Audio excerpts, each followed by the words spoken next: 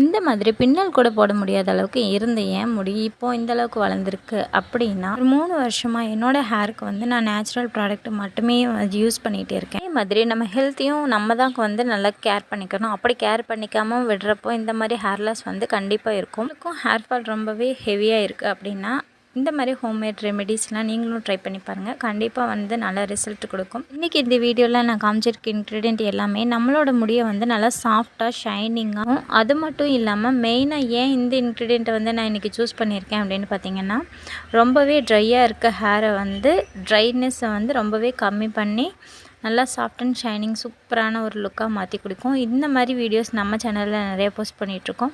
நீங்கள் பார்க்கணும் அப்படின்னு விருப்பம் இருந்துச்சுன்னா கண்டிப்பாக செக் பண்ணி பாருங்கள். லாங் வீடியோவும் கீழே வந்து நான் கொடுக்குறேன், கண்டிப்பாக செக் பண்ணிக்கோங்க. நம்ம சேனல் பிடிச்சிருக்கு அப்படின்னா கண்டிப்பாக சப்ஸ்கிரைப் பண்ணிக்கோங்க. ரொம்பவே யூஸ்ஃபுல்லான வீடியோஸ் எல்லாமே நம்ம சேனலில் இருக்குது. தேங்க்யூ.